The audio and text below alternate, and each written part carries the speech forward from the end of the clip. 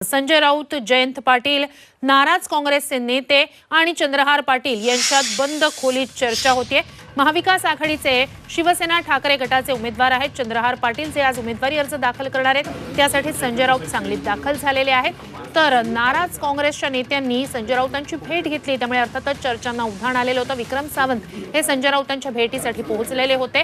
काँग्रेसची नाराजी दूर होणार आहे का या सगळ्या भेटीनंतर याकडे खरं तर लक्ष असेल, मात्र आता सध्या बंद खोलीत चर्चा होतीये। संजय राऊत, जयंत पाटील, नाराज काँग्रेसचे नेते आणि चंद्रहार पाटील जे इथले शिवसेना ठाकरे पक्षाचे उमेदवार आहेत त्यांच्यात आता ही बंद खोलीतील चर्चा इथलं बंड थंड करणार का याकडे लक्ष असेल। अधिकची माहिती आपले प्रतिनिधी सरफराज सनदी यांच्याकडून घेऊया। सरफराज, बंद खोलीतली चर्चा ही या ठिकाणचं बंड थंड करेल का, तशी काही शक्यता दिसतेय का? नक्कीच या ठिकाणी संजय राऊतांच्याकडून हा विशाल पाटलांचा जो बंड आहे तो थंड करण्याचा प्रयत्न सुरू आहे।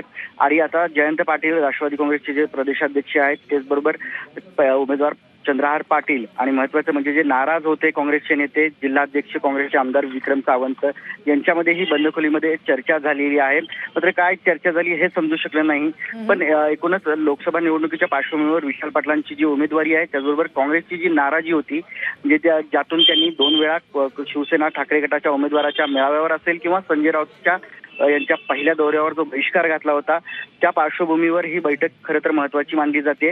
आणि काँग्रेस नेत्यांची नाराजी या ठिकाणी दूर करण्यासाठी जो प्रयत्न सुरू आहे त्याचं एक पहिलं पाऊल या ठिकाणी हे आजची बैठक म्हणावी लागेल। नक्कीच सांगलीतली आता ही बंद दाराआडची चर्चा यातनं काही तोडगा निघतोय का इथल्या एकंदरीतच नाराजीबाबत काँग्रेसच्या याकडे खरं तर लक्ष असेल। आज चंद्रहार पाटील जे शिवसेना ठाकरे पक्षाचे उमेदवार आहेत ते उमेदवारी अर्ज दाखल करणार आहेत, त्यासाठी संजय राऊत इथे पोहोचलेले होते आणि अशाच वेळेला एक महत्त्वाची चर्चा सध्या सांगलीत होते आहे। धन्यवाद सरफराज, तुम्ही दिलेल्या संपूर्ण माहितीसाठी। अपडेट्स घेत